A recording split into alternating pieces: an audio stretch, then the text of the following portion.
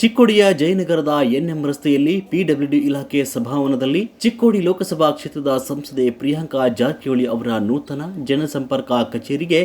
ಲೋಕೋಪಯೋಗಿ ಇಲಾಖೆ ಹಾಗೂ ಬೆಳಗಾವಿ ಜಿಲ್ಲಾ ಉಸ್ತುವಾರಿ ಸಚಿವ ಸತೀಶ್ ಜಾರಕಿಹೊಳಿ ಅವರು ಗುರುವಾರ ಸಂಜೆ ಭೇಟಿ ನೀಡಿ ಪರಿಶೀಲಿಸಿದರು. ಇದೇ ವೇಳೆ ಮಾತನಾಡಿದ ಅವರು, ಚಿಕ್ಕೋಡಿ ಲೋಕಸಭಾ ಕ್ಷೇತ್ರದಿಂದ ಜಯ ಸಾಧಿಸಿ ಸಂಸದರಾಗಿ ಆಯ್ಕೆಯಾಗಿರುವ ಪ್ರಿಯಾಂಕಾ ಜಾರಕಿಹೊಳಿ ಅವರು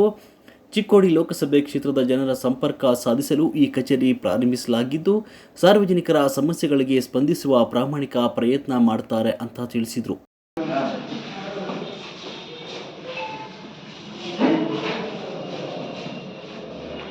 ಕಚೇರಿಯಲ್ಲಿ ಅಳವಡಿಸಿದ್ದ ಮಹಾತ್ಮರ ಭಾವಚಿತ್ರ ವೀಕ್ಷಣೆ, ಚಿಕ್ಕೋಡಿ ಲೋಕಸಭಾ ಕ್ಷೇತ್ರದ ಸಂಸದೆ ಪ್ರಿಯಾಂಕಾ ಜಾರಕಿಹೊಳಿ ಅವರ ನೂತನ ಜನಸಂಪರ್ಕ ಕಚೇರಿಯಲ್ಲಿ ಅಳವಡಿಸಿದ್ದ ಭಗವಾನ್ ಬುದ್ಧ, ಜಗಜ್ಯೋತಿ ಬಸವೇಶ್ವರ,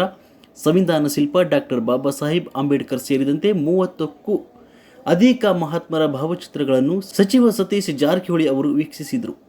ಈ ಸಂದರ್ಭದಲ್ಲಿ ಮಾಜಿ ಶಾಸಕ ಶ್ಯಾಮ್ ಘಾಟ್ಗೆ, ಚಿಕ್ಕೋಡಿ ಕಾಂಗ್ರೆಸ್ ಬೆಳಗಾವಿ ಬುಡಾ ಅಧ್ಯಕ್ಷ ಲಕ್ಷ್ಮಣರಾವ್ ಚಿಂಗ್ಳೆ, ಕೆಪಿಸಿಸಿ ಕಾರ್ಯದರ್ಶಿ ಮಹಾವೀರ ಮೋಹಿತೆ, ಪ್ರಭಾಕರ್ ಕೋರೆ, ಮಹೇಶ್ ಕಡಪಟ್ಟಿ, ಶಿವನಗೌಡ ಪಾಟೀಲ್, ಸಿದ್ದಿಕ್ ಅಂಕಲಗಿ,